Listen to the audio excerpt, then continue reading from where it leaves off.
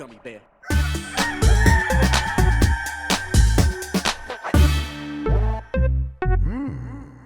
It's the internet. You're busy. Let's do this for April 21st, 2023 for the next hour or so. Let me help you sort through the world of gaming on Game Mess Mornings Live with me, Jeff Grubb. Today, Sony keeps making acquisitions. Double D is back on the scene, and Legacy of Kain fans are chirping once again. But first, please join me in welcoming today's co-host to Game Mess Mornings. It's Mike Minotti. Mike, how are you doing? Oh, I'm good. Even though I'm, disappointed in you. Why could you? How could you possibly be disappointed in me? Oh, I went to a journalism school, and at the journalism school, they said, "Don't make the news, report the news." Ooh, Jeff, I was in my bathroom, just taking care of some business, just scrolling through Reddit, and the top story of our games, first words, Jeff Grubb. What did you do, sir? I did a podcast with you last night. That's all I did. It's a good show. Yeah, it was a fun show. Everyone should watch it. We call Kind of Funny in the middle of the show. We talked about PlayStation selling very well. Xbox sales are down year over year, and what's going on over there. And we kind of talked about a bunch of things. And one of the things I mentioned is I've heard that Hi-Fi Rush is it didn't make the money it was expected to make. I think in the podcast I said it didn't make the money it needed to make. And I think people are really fixating on that. At least I think they are. It's hard to tell what's happening with any of this because it's so wild. It just should not be like this, but whatever. I just heard it didn't make the money it was expected to make, like a lot of games that the company's released in the past couple of years or so. But this is not some big problem for Hi-Fi Rush specifically. And it's a black box over there. I don't know what Microsoft wants these games to do. They do have Game Pass still. Is it okay that these games aren't making enough money if Game Pass is growing, or is it not growing? So these games have to make money. That was the conversation, really. We were just trying to say, what is going on over there? Can we diagnose it? Here's one thing I've heard. What does that mean for the bigger conversation? But now it's top of our games. And I saw that people posting screenshots of Jeff Grubb trending on Twitter, not just like Hi-Fi Rush. It's like, okay, this is not what I wanted to happen. This is not what I wanted to do on my Friday. So, yeah, Mike, you know what? I'm disappointed in me, too. Well, I mean, it's true, I guess. Yeah, fair enough. We'd rather not be a part of this conversation. I mean, we talked about this a bit ourselves, but the Xbox fans are very anxious right now. Right. And they're lashing out at a lot of people. And of course, that will also mean us. But yes, this is like almost the last moment I wanted to get really involved in this if I was you, because they are looking for blood right now. You are just stanky with it, my friend, at the moment. I am going to be ignoring them. That's the plan. That's the big strategy here. Gonna be doing my best to ignore it all. Although, yeah, it's I might skip a few podcasts that might bring this story up as well, and I'm like, I just won't listen to them talk about me. So there we go. You know what's great is that you only brought it up because you're telling me how right I was, because I was like the one guy who was like, I don't think this game should have been shadow dropped actually, and you're like, you know what, Mike, I didn't agree with you at first because I'm dumb, but then I saw the light. And yeah, you're smart, and here's why. Because by the way, I heard that maybe it didn't sell as much as it should have. Blah blah blah. Boom. Reddit. Twitter trend. This is why I should never ever give you your flowers again. Lesson learned. I'm going to never do that. Flowers are gross, anyways. Yeah, they're basically the fruits of plants. Yeah. Does that make sense? Fruits are plants. I think because I think the first time I ever really was around so many flowers that I could really notice the smell was at a funeral. So from then on, okay. It's like, oh well, this is the smell of death. Sure. Flowers are the smell. Okay. Well, that's a hell of a way to live your life. That's pretty fucked up, actually, Mike. I'm sorry that this is your life. This is what you've got. All right, we're going to get into this mess, but first, let's explain what we do here. Most weekdays, I, Jeff Grubb, will help piece your gaming life back together. That includes breaking news and maybe some of our own original reporting. I feel that today that this whole sentiment is a lie. That I'll help piece your gaming life back together. I need you all to help piece mine back together today, please. Let's get some more original reporting. People like that. Yeah, no, we might skip that today. I'm not going to lie, Jeff, later, I'm going to go into this Reset Era thread. I'm going to have so much fun making some popcorn, just read what the people say about you. I can't wait for the people who are like, Jeff's never right anyways, even though you just got that thing about when Suicide Squad was going to be delayed. Exactly correct. Like a week ago. But sure, yeah, you don't know what you're talking about. It was funny. Like someone texted me like, Jeff, what have you done this morning? And they're like, this is the thing they get mad at you for, but then they won't give you credit for the Kojima thing. I'm like, hey, I know. I'm the first one to complain about that. For all these topics, I want to be clear. One more thing: you're not like backing down from the fact of it, though, right? No, that's what I heard. I just don't want people to act like this is some big like Microsoft concerned about Hi-Fi Rush is overstating it. Hi-Fi Rush didn't make the money that they wanted it to make. Okay. That happens. What does that mean? I don't know. That's where, because like people are gonna like take this and run with it and then jump to a bunch of conclusions, and that's where I'm like, guys, we shouldn't do that because I don't know what this means, and I know for a fact none of you do either. So let's just, the statement is true. Hi-Fi Rush didn't make the money it was supposed to make. Yeah, but I think that a lot of like Halo, we said Halo a bunch of times, Halo Infinite definitely didn't make the money it was supposed to make, and that's the way bigger problem. Right. Yeah. Compared to what happened with Halo Infinite, or even just like money lost from having to delay like Redfall or a Starfield. This is probably very low on the list of issues right now. Yes, definitely. And I love Hi-Fi Rush. So to be clear, fantastic game. I love it. It's going to be my top 10 list for the end of this year on a very strong year. All right. For all these topics, I'll get the input of a bona fide expert who will make me look smart. If you were watching, that's him. And, today he's the expert. If you're watching live on Twitch, welcome. You can always listen to the show later on podcast feeds by searching for Game Mess Mornings or find the RSS on giantbomb.com. You can also catch the show later with chapters and timestamps on YouTube. Hello, YouTube. Okay. We have a lot to get into. So let's start the morning mess with Sony acquires another studio headed by Bungie veterans. This comes from Darren Bonthus at GameSpot. Sony has officially acquired Firewalk Studios from its previous parent company, Probably Monsters, Inc. Firewalk has worked on Call of Duty. Monsters Incorporated from Disney? Probably Monsters Incorporated, yes. There's a probably in front of there, so I'm not sure if it's exactly affiliated with that company inside the Pixar film, Mike. Firewalk has worked on Call of Duty, Destiny, Apex Legends, Halo, and other titles since it formed in 2018, and says that its philosophy is rooted in strong gameplay and inspiring art. Sony hasn't revealed how much it paid for the studio, which has nearly 150 employees and is still growing. And if you're wondering why I haven't mentioned what game they developed, it's because they have not put one out yet. Now, they have worked on other stuff. They've been a support studio. They are working on an original game. At least it's original game. Maybe it's a follow-up. Maybe it's an existing IP, but it's a new game for Sony. And they are, I guess, excited by what they're seeing, and they being Sony, that they're going to, jump in, buy them now. A lot of people are like, that's weird. They haven't put out a game yet. But when they put out a game, if it's good, and Sony knows it's going to be good, it's going to be worth more to buy Firewalk then. Like, you buy them now when it's cheap, right? I guess so. Yeah, that makes some sense. But yeah, we know Sony has been pushing to try to take a real crack at live service games. They said they had a bunch of projects in the works for that, so this was one of them. And I don't know, maybe they're kind of like pinning a medal on that one already. Like, hey, this is the one we believe in. We're gonna buy this studio even because we think this one has a future. Who knows? Or maybe it just economically made sense for them right now. Who knows? Yeah, Sony says stuff like, I think fans will be very pleased when they see what Firewalk has in store for them. And then to kind of round out that story, Sony has been making acquisitions similar to this for a while. Sony has slowly acquired several studios over the last few years as Returnal developer Housemarque, PC port specialist Nixie Software, the Playroom developer Firesprite, Jade Raymond's Haven Studio, another studio that has not put out a game yet, and Destiny 2 studio Bungie have all joined PlayStation. Sony also has ambitious plans for the future of PlayStation. As in a recent earnings call, the company said that it was expecting to launch 10 live service games by March 2026. This is I don't know. This all feels like still part of the plan for Sony. This doesn't feel like any deviation.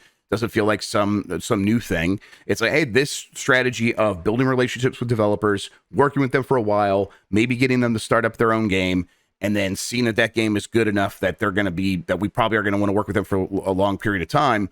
Let's go ahead and acquire them and sort of make that make it official. The benefit of that, I suppose, they probably is like they want to make sure that they can have that talent long term, or maybe this is a good way to keep that talent happy so the talent doesn't jump and go somewhere else, which is like maybe one of the biggest concerns publishers like Sony have right now is, keeping talent around to actually make these games the most important thing that they're doing. Beyond that, it's like hard to pin down like why making these acquisitions makes a lot of sense for Sony. Not that it's like some bad idea, just like, you know, they could have just let this game come out and let the studio be a third party. I mean, Nintendo's done that with a lot of studios for a long time. HAL Laboratory, I think Nintendo probably has a stake in it, but it's not like Nintendo owns HAL with the Kirby company. Right. They don't own Intelligent Systems, the company They that's only made bought Farms Next for forever. Level Right, after Luigi's Mansion like sold 10 million copies. And Next Level was like, hey, we're going to look around to see if people want to come and buy us. So you kind of have to pay up Nintendo right now. Yeah, exactly. Especially with live service games, man, who knows which of those are ever going to hit, right? That is such a confusing and sometimes random market. Yes, for sure. Did you think that Sony is going to kind of keep at this level of acquisition? I think they probably will keep acquiring studios at this level, but do you think that they might also do another big one of a Bungie scale or what? It's hard to see right now after this APK Microsoft deal has turned into what it has, that Sony would really want to go after it, because it's going to be so easy now for people to go after them for some of the things they were going after Microsoft for. If they want to do that Square Enix deal or that Sega deal, that might be a hard proposition for them to get through now, at least in like the next year or so. Yeah, I agree. Oh my god. Sorry. What are they doing? What are the gimmicks up to? The gimmick needs her butt handled, and I'm gonna go get it here in a second if Stephanie can't get it. We'll see. Everyone we'll figure it out in like 10-15 seconds here. All right. Diablo 4 gets another open beta and encourages players to slam the servers. This comes from Chris Carter at Destructoid. Folks were hoping for an announcement from the Diablo 4 April 2023 developer update live stream, and they got it. There's going to be another beta for D4, and it starts on May 12th, 2023. The official Diablo Twitter account confirmed the news with a simple tweet. We've heard your feedback, and it's time to visit Sanctuary once more before June. Join the server slam May 12th through the 14th. And they're calling it the server slam, which tells you kind of what they're thinking here and what they need it to be. But isn't everybody going to be playing Zelda that day, Mike? Come on and slam. And welcome to I don't know what jam. I expected. Yeah, it is May 12th to May 14th, so that's a little weird. Hey, maybe that's good, because maybe that's going to help the servers not get as slammed as they might. So we can actually play it. Yeah, slam the servers, but also people get mad if they have to wait for 2 hours, so maybe don't slam them too much. Yeah, I don't know. They had that beta. It was a pretty big success, and, they did this stream where they announced this. They talked a lot about some of the balance changes and other things that they made since the beta, a lot of it focusing on kind of helping melee classes feel a bit better. So I know a lot of people are going to be interested to see how those play out. There will be some people who didn't really get to play maybe during that open beta, and now they can check it out here. But yeah, I'll be playing Zelda. Yeah, I will be too. But of course, there's a huge audience of Diablo fans that are just going to be out there for Diablo, and they'll be able to slam the server. They'll be able to go to town. And then, I don't know. I probably will be too busy with Zelda to check it out. I was like thinking, I'll play Zelda, and then if I get through the queue, maybe I would play a little bit. But it's like, nah, I'm just going to play Zelda. I mean, we're going to be like a month away from the full game. Exactly. And you won't have, you're not going to be able to carry this progress over. And that was a cute thing maybe a month ago, but already I'm like, that's all right. I did that. I don't need to do all of that again. Right. They gave a little bit more details about all this. The second public beta period, that you'll be able to play to level 20. You'll be able to beat Ashava, and earn the Cry of Ashava Mount trophy. And then, so yes, there's going to be a little bit more. Closer the first time on that one. Shava? I think. Ashava? Sure. Okay, well, Ashava. Why are you correcting me if you're not sure? Well, because it's just fun to do. Insecure, and I like to pick on other people when I sense that they have messed up. That's fair. Yeah, you really just go for the insecurities. That's the way to do it. June 6th is the release date. You're right. We'll be there before we know it. All right. The gimmick situation has been handled. We're all good over here. Let's move on to the next story. That's just like King of Kongs.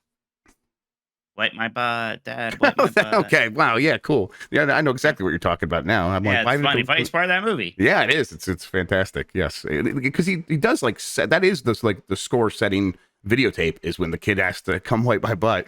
Man, Steve Wiebe rules. More mysterious murders are coming to the case of the Golden Idol. This comes from Cameron Faulkner at Polygon. The case of the Golden Idol developer Color Gray Schemes sent cryptic emails to Polygon and others that strongly hints to a DLC drop that's right around the corner on April 27th at 1 p.m. Eastern Time, 10 a.m. Pacific. Fittingly for a PC puzzle game, and a very memorable one at that, no one person got all the pertinent info in a single message. Instead, after Bloomberg reporter Jason Schreier posted a photo on Twitter where the word April is visible, a few of us at Polygon had other pieces of the puzzle. One said 27, while the others illuminated a clock with the hands at 10 o'clock. Better yet, we weren't part of this weird marketing ARG thing. What the hell? I don't know. Did you? Maybe I didn't see it in my email, but yeah. Better yet, the file names that were hints themselves. The one that showed the clock was called Pacific.jpg. As for what the DLC might contain, we only have some bits and pieces shared in the photos and in the accompanying text, both of which they're highlighted below. Who are the masked characters? I don't know. There's a bunch of pictures that go along with this that actually are set up just like the scenes from the game.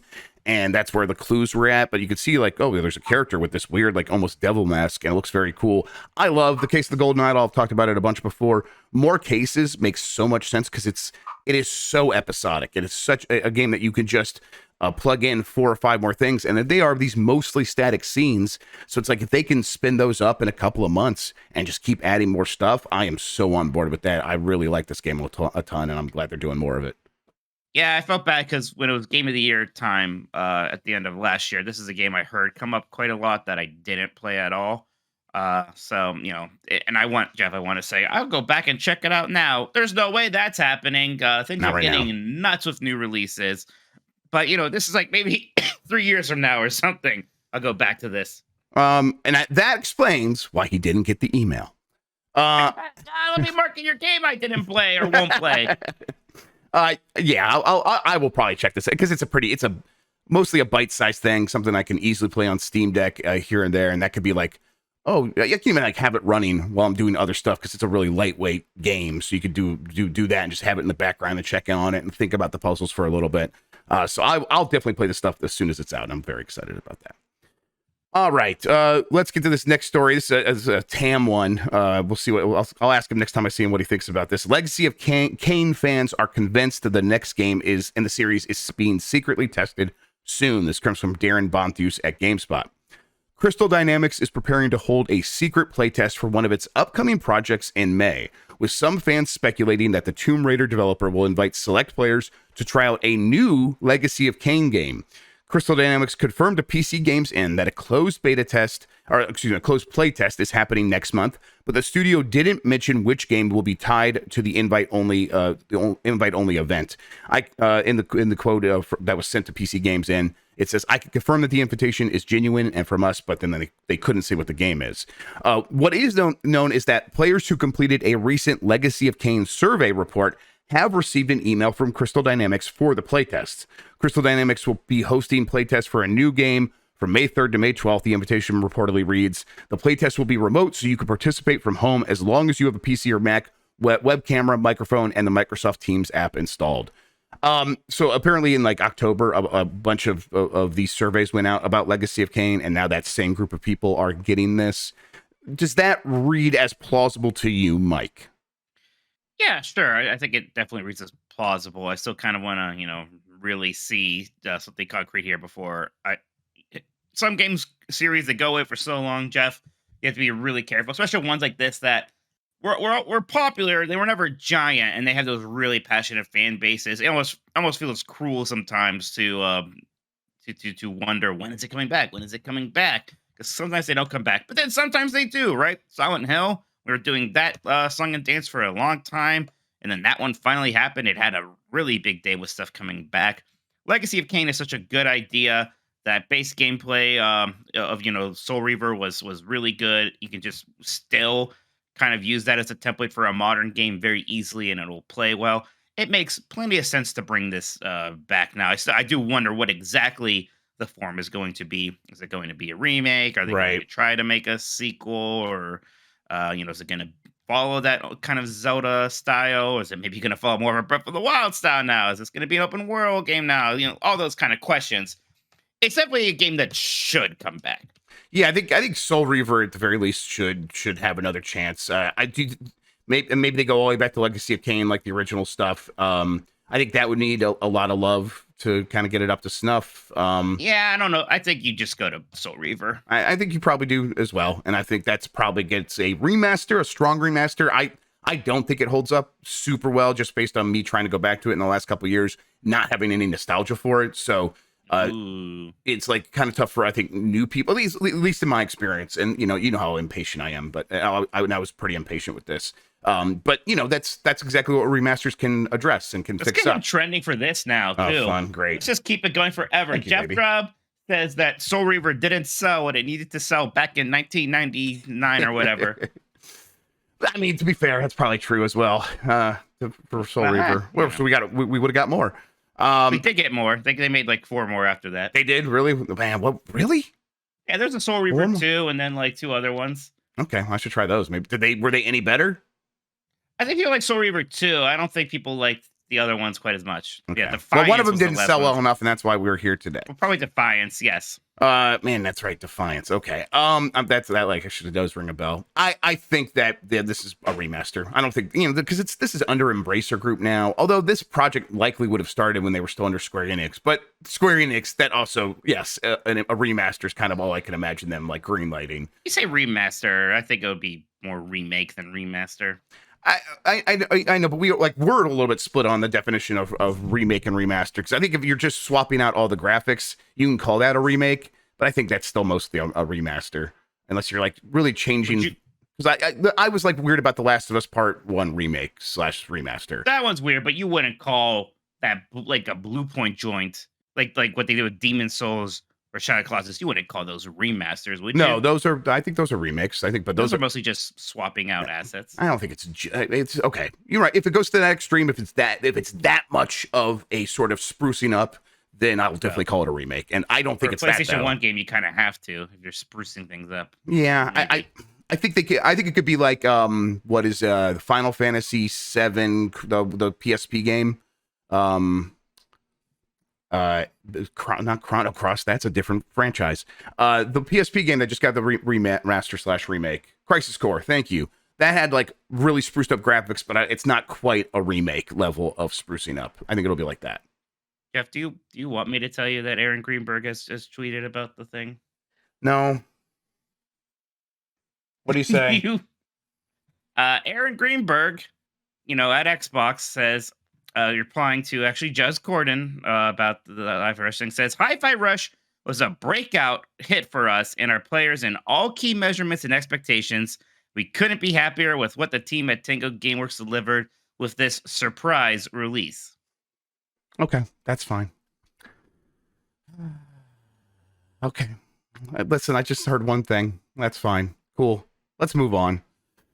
What else? What am I supposed to do with that? Like, it's like, I mean, it's one of these. I know it's frustrating because it's like, okay, I'm not saying that Aaron could be lying. Of course, he's not lying. I'll say what I always say: look for the space where both things can be true. I think it's he says every key measurement, but I mean, who decides what's key? I'll explicitly, I don't know what they think are the key measurements. I have no idea what they think are the key measurements. They could very easily think that it's players, which means people who played on Game Pass and not sold, and maybe that was, And if that's the case, then I bet that they're 100% right that they're fine with that. Like critic scores, I'm sure they're very happy with that. Yes. Key measurement also. Exactly. But I mean, the fundamental story that I was trying to tell is the Microsoft game studios that exist right now are the games that they're putting out aren't making enough money, and that I definitely stand by. Like that is the case. So if there's a variation there in terms of like what they're looking for, depending on the game, and I think there almost certainly is, the larger story is definitely still exactly what's happening over there. Sorry, I'm not you today. Yeah, sorry, Hi-Fi Rush for catching strays. Hey, you're a great game. Sorry, man. Yep, absolutely. I apologize on behalf of Jeff for you. I think of all the games that need to be actually getting this attention, that like Microsoft has been working on it. Like poor Hi-Fi Rush is true. So sure. I mean, hey, there's no bad publicity, right? Maybe that'll help out the game a little bit. There you go. Yeah, everyone's like, I'm going to show how much I like it at Microsoft by buying physical copies of it. Are there physical copies of that game? I don't think so. No, I don't think so. Weird. Maybe there should be. All right. Let's see here. Former Silicon Knights boss thinks an Eternal Darkness Sanity's Requiem remaster would sell well. This comes from My Nintendo News. 21 years ago, Eternal Darkness Sanity's Requiem was released for the Nintendo GameCube. The game was developed by Silicon Knights and published by Nintendo. Silicon Knights no longer exists, but Eternal Darkness Sanity's Requiem hasn't been forgotten at all. In fact, former Silicon Knights boss Double D Dennis Dyack, who was the game's director and writer, recently spoke about the game in an interview with Kiwi Talks. In the interview, Dyack said... Kiwi Talks? Yeah, what's Kiwi Talks? Is that not the weird toxic website, or is that something else? No, Kiwi Talks is not. Maybe it's related, but there's like there's a toxic website with the word Kiwi in. There definitely is that, but Kiwi is also just like a way to refer to people from New Zealand. So okay, I'm thinking of something else. Okay, that's fine. In the interview, Dyack says that he gets asked all the time about a remaster of the game. Dyack continues saying that would a remaster of Eternal Darkness Sanity's Requiem sell well today? I think so. As for whether Dyack thinks it'll happen or not, he said, "Who knows? Maybe someday." What do you think, Mike? Do you think there's a chance that this is like actually pointing to something? I mean, first of all, do you agree with them? Do you think it would sell well? I don't know. There was one game that came, so GameCube remasters and remakes are doing very well lately. This is still a game people do like a lot. I mean, it's funny because it's not too often you could be like, well, that's maybe the problem, but he became such a toxic personality, and he had so many high profile kind of L's there for a while. I mean, look, they tried to fundraise a spiritual successor to it, and they couldn't raise the money for it. And that's kind of the problem is once you do that, and once you don't raise the money, well, that tells everyone, oh, there's not interest in it actually in this series or in this idea. I mean, look, I played Eternal Darkness again in the last 6 months. And I know that Backlar did also. I know he was kind of like really disappointed, had a hard time getting into it. Yeah, but he had me and Dan annoying him the whole time. So that sure. didn't help. Yeah, and I know what that's like. I have a bit more of a tolerance for old games and I like it. But hey, if you do a big boy remaster, maybe even more of a remake, you can maybe modernize a lot of those mechanics these days. I don't know if you have to go full on like, Resident Evil style remake that those get. But I do think Eternal Darkness is a good game. I think it has some cool ideas. I think they could be modernized. I don't know how much you want to get those, some of those original people involved with it. Right. I'm also tickled how much we've been talking about Silicon Knights stuff today. We talked about Blood Omen earlier. Now we're here. It's a Silicon Knights episode. Yeah, apparently. We'll get to Two Human eventually. I'm sure that we have a story in here somewhere about that. Mike, what sells more, a Eternal Darkness remake or a Soul Reaver remake? Oh. That's interesting. That's the poll today, by the way, everybody. We'll get to it I eventually. would say Soul Reaver, but like that GameCube factor is hot right now. GameCube's so hot you right really now. Think Soul Reaver? I'll be interested. I'm going to put the poll. I'm interested to see what people say. Yeah, I think you downplay Soul Reaver, Mister. I didn't know it had sequels. Yeah, but also I played it recently and it's not very fun, so that's a big part of it. I haven't played that since. I had it on Dreamcast, so I can't say anything. But I'm a sicko for old games. I bet I'd enjoy it just fine. All right, moving on. Xbox is working on a mystery sequel that it says could take 10 years to make. This comes from Chris Scullion at VGC. Winks the time sweeper. Let's go. Xbox currently has a mystery sequel in development that could take as long as a decade to make. It's been revealed as spotted by Axios's Stephen Totillo. I'm trying to say Axios without the apostrophe S, but I think I'm supposed to. The game was mentioned in court documents relating to an ongoing legal challenge in which a group of self-identified gamers are trying to block Microsoft's acquisition of Activision Blizzard. At one point, the document explains that AAA games could take a long time to make, using Halo Infinite as an example, though the length and cost of development is redacted. It then says, for instance, according to one Microsoft executive, Redacted, a forthcoming title from the Redacted franchise, may take a decade to develop. It's not clear if this is a completely new game that hasn't been announced or something players already know about, such as The Elder Scrolls 6. It's probably that, right? Which was announced at E3 2018 is therefore seemingly at least 5 years into development. I think it's probably one of these games that have already been announced, which very likely seems like it'll be 10 years in development. Which could be Elder Scrolls 6 seems like a prime candidate for 10 years after it gets announced. Maybe it finally is starting to come out. Maybe. Wasn't it announced like 5 years ago? Right, that's what it says. Yes, it was announced 5 years ago. Yes, exactly. Maybe. Yeah. I mean, look, I wish it was, Crimson Skies 2 or something, but yeah, it's like it's going to be that. I mean, heck, it could be Perfect Dark or something else that's been announced. Absolutely. Yeah, of like Perfect Dark, any of those games that have been announced, sure they could take 10 years, but that's because something went like wrong. I think the Elder Scrolls taking 10 years from like being announced to coming out feels like kind of normal for that studio right now. Although I think Starfield was a big part of like we're resetting our tech stack. We're building out new technologies, and that's going to take so that's going to mean Starfield's going to take a little bit longer than we wanted it to. But the next game is going to come out even quicker. I mean, I don't know if I believe that though. That's the thing. No. So yeah, like maybe that's like, oh well, now it's going to take 9 years instead of 10 years. Great. Yeah, Marina points out by the time The Elder Scrolls 6 comes out, we may have already celebrated the 20th anniversary of Oblivion, which came out in 2006.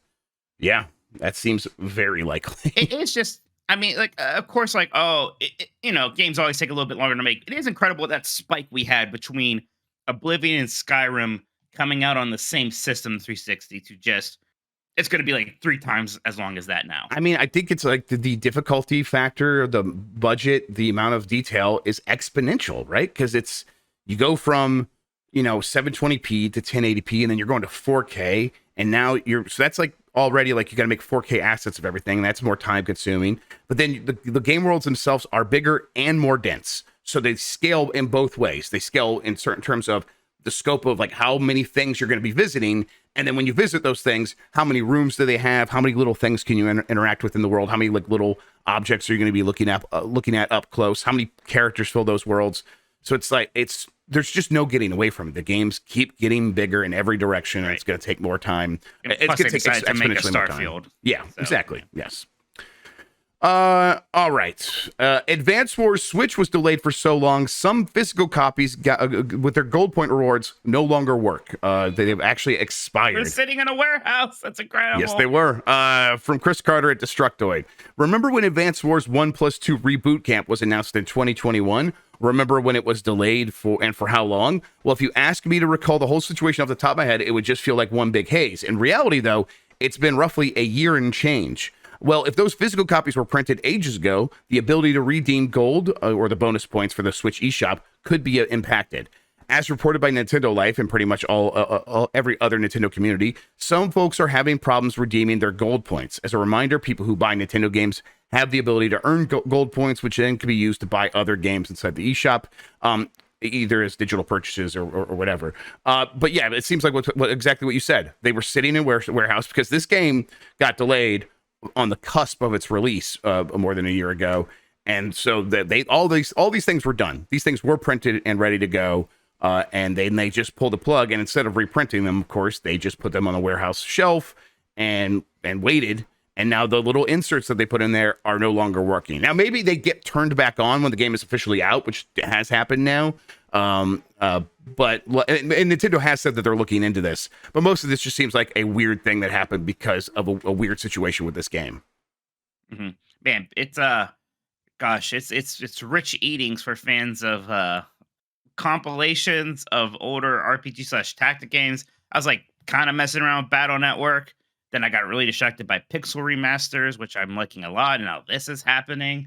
Like, oof. Like, kind of choose your fighter here, and I think I'm choosing Final Fantasy for now. Although I definitely need to check this out. I am glad it came out. Were you surprised that the reviews went like a little bit higher? It seems like performance is actually sometimes a little sketchy on these, which seems weird. Yeah, I mean, it's always weird, like when what the Switch struggles with and what it doesn't. Yeah, I guess I'm not too surprised by the overall take, but I was expecting a little bit higher. Not so much higher though. It's still right in the range. It's low 80s, right? 82, 83. Yeah, low 80s, which yeah, that's fine for Advance Wars. I think Advance Wars when it first came out though got really good because we just did that Metacritic. It was like 89, right? Is that what it was? I can't remember. Yeah, something higher than that. It was like really high. But the game hasn't changed much, and I think a lot of people dinged it for that because there are a lot of fans coming to this and like, there's nothing new here. I've played this a bunch of times. It does look different, but it's still that same game, and I was kind of wanting more. And it's like it's not delivering any of that. And so okay, and there's still 2 good games in there. Jeff, I don't mean to keep bringing it back to this. Oh, let's go. What can go? But GameSpot did a story now about your Hi-Fi Rush thing, and I just really like it because thank you to them for actually embedding our podcast in it. But the thumbnail is my face being goofy, and I don't know why, Jeff, but seeing my stupid face in this GameSpot story, I'm like, man, I made it. It's a good day for Mike. I need to look at it so I can really just actually feel it mocking me the way I'm imagining it. Because it's like, oh, this story about Jeff having kind of a weird day, and then Mike just looking goofy, having a good time. Oh boy, Jeff, we all love you. You're cool. fine. Yeah, no, I am fine. I am fine. It's a little annoying, but that's it. Yeah, there's your dumbass face. There it is. Huh? There it is. Looking up at PlayStation 5s. Looking up at all the story of me, like, yes, being the headline. That's me on the shitter. Looking up. I read my phone like this. Like, who's trending? Who? Is this that Jeff Grubb? All right. Japan physical sales for the last week. Mega Man debuts at number 1, and it's a close battle between the Switch and PS5 for hardware sales. This comes from My Nintendo News. The latest Japanese boxed video game software and hardware charts have come through for the week of the 10th of April, 2023 through the 16th of April. There's a new number 1 this week, and it's the Blue Bombers' latest compilation, the Mega Man Battle Network Legacy Collection, which sold 52,000 physical copies. It was a hard-fought battle for the number 1 hardware spot this week, with the Nintendo Switch family of systems selling 48,794 units, compared to PlayStation 5's 47,040 units. Here's the best sellers for this week. Mega Man Battle Network Legacy Collection for Switch was number 1. Kirby's Return to Dreamland Deluxe was number 2, and that's with 11,000 copies. That's at 384,000 total now. That's pretty good for that, for just physical in Japan. Pokemon Scarlet and Violet continues to sell another 10,000 units, and that brings it to almost 5 million. It's basically going to be at 5 million copies sold physically in Japan alone by next week. That is that's crazy. Nuts. What's like the first non-Switch game? Let's go through here. I mean, a lot of times, Mike, there is no non-Switch game, but the first non-Switch game on this list is Mega Man Battle Network Collection for the PS4. And then where's Resident Evil 4? Resident Evil 4 is below Minecraft, so it goes Mega Man Battle Network for Switch, Kirby, Pokemon, Mario Kart 8 Deluxe, and then Mega Man Battle Network Legacy Collection for the PS4, then Minecraft, then Resident Evil 4 for the PlayStation 4. 4? Yes. Man, so is there a problem with Japan not buying the new systems? Is that a thing? Like the PlayStation 5? The PlayStation 5 seems to be selling faster than the PS4 was in Japan. But yeah, there's still, okay, I'll say that when Resident Evil 4 debuted, I think it was last week, the PlayStation 5, or I'm sorry, Resident Evil 4 on PlayStation 5 and PlayStation 4, man, too many numbers, sold about equivalent. They were about the same. Okay. Almost exactly the same. Like, I think there was like 1,000 unit difference between them. So yeah, I think people are still buying a lot of games on PlayStation 4, regardless of whether or not the PlayStation 5 is doing well there. Yeah. And then the rest of the list, Splatoon 3, Nintendo Switch Sports, Dokapon Kingdom Connect is number 10. Dokapon Kingdom? Dokapon Kingdom Connect. What's that? Yeah, Mike, you ask great questions. That's what I'm here for, buddy. Yeah,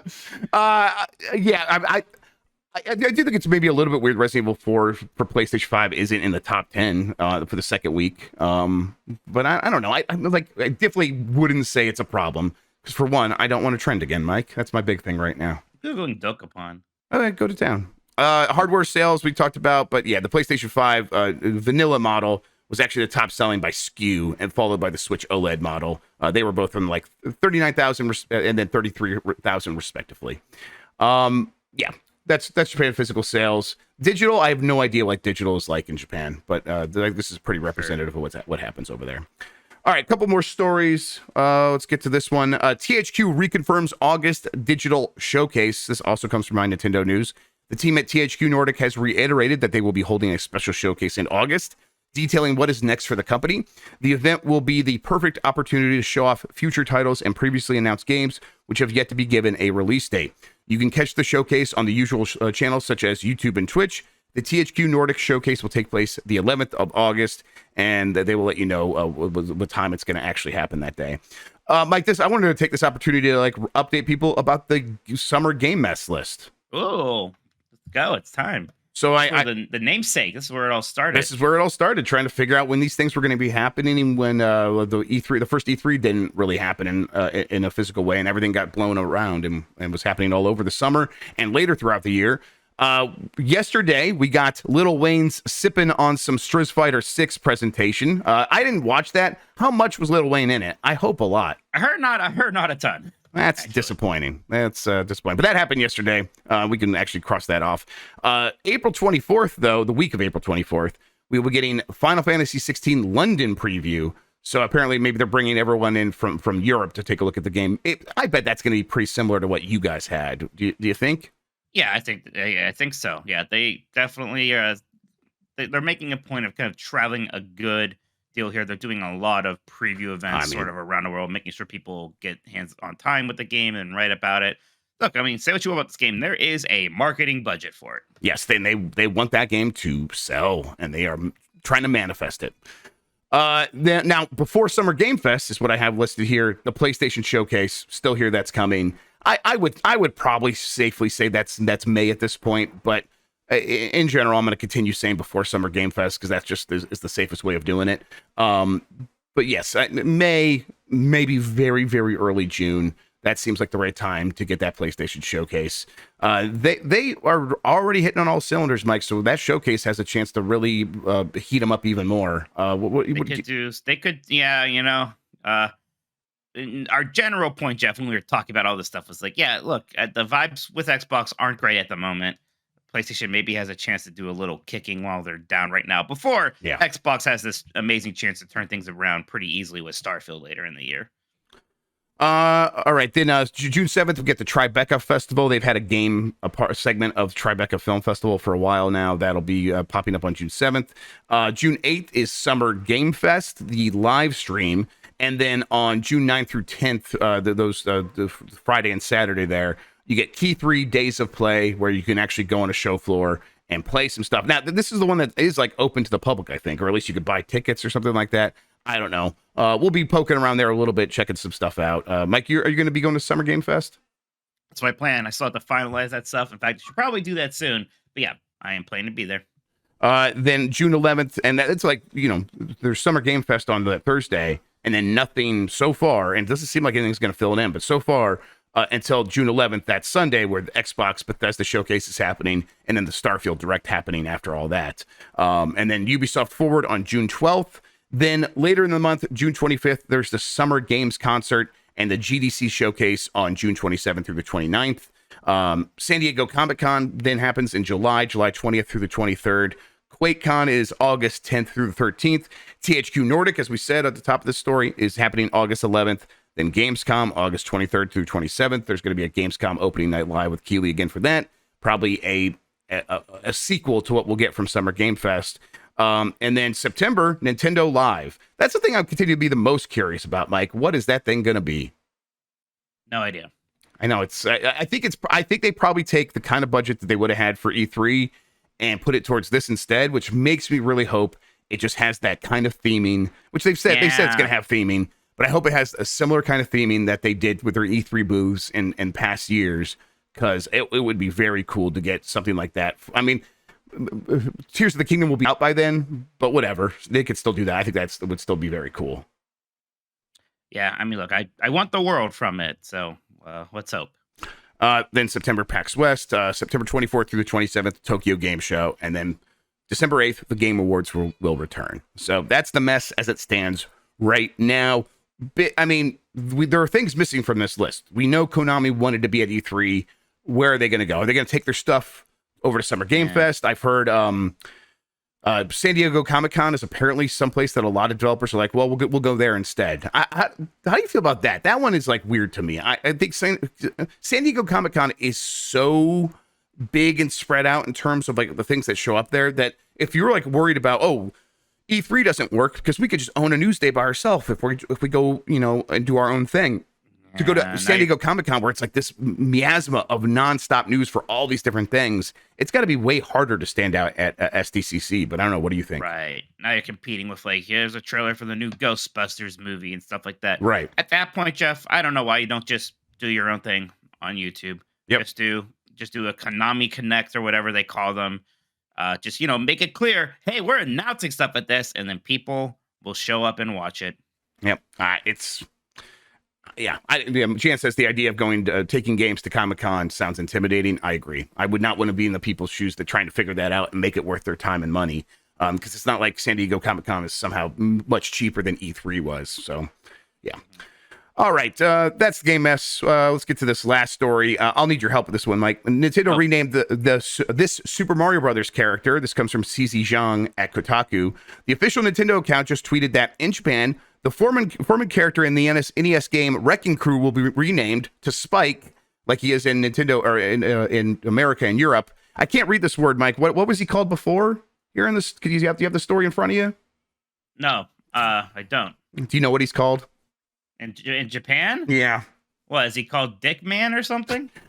He's called, and don't clip it, Blackie. Oh.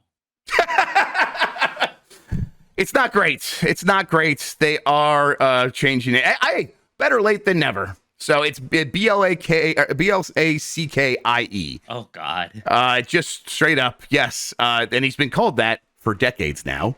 Well, it's not like his name keeps coming up. You're right. Fair enough. True. Yes, fair, it's not got all those sequels to Soul Reaver and to Wrecking Crew. But I'm glad. Yes, it's a good thing to do. It's a good call. It's like it's weird that they felt they needed to make an announcement because they could have just like, yeah, he's always been Spike. What are you talking about? Well, that's all good. He's always been Foreman Spike, which he has always been Foreman Spike in other territories. So right, yeah, they're changing the name and they probably also need to do this because Foreman Spike's probably going to show back up in more of these movies. He'll probably be in the sequel because he seemed to be like right there at the end. And as they set up what's going to happen next, it's not like they're going to go a completely different universe or something like that. They're still going to be starting in Brooklyn, I think. So Brooklyn. Let me get the poll up from yesterday. In the meantime, Mike, why don't you tell people where they can find you, what you got going on, all that stuff? Yeah, I'm Tol Koto on Twitch and my now unverified Twitter. Hey, I saw that the second episode of RoboMitch with the Bike Club has gone up, so check that out on a Giant Bomb. That was a lot of fun. As was the Connectivity Compadres. Fun may not be the word, but it was something. I had Four Swords Fiesta. Something too. I think it's going to be fun and annoying to watch. So, but yeah, it's been a good time. I'm looking forward to the weekend. I had a lot of stuff to do last weekend. This weekend, I think I could play a lot of video games. I can maybe wrap up this Resident Evil 4 Professional S Plus run I'm in the middle of. So, yeah, I'm looking forward to playing some games. Are you going to be done with Resident Evil 4 after this run? Probably, because the other things are coming out. This will be my fourth playthrough. This is the hard playthrough. This is like the big boy one. S Plus is the best ranking I can get on the hardest mode. So I think I should be good.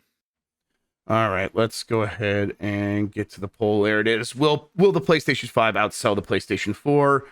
75.9% say yes.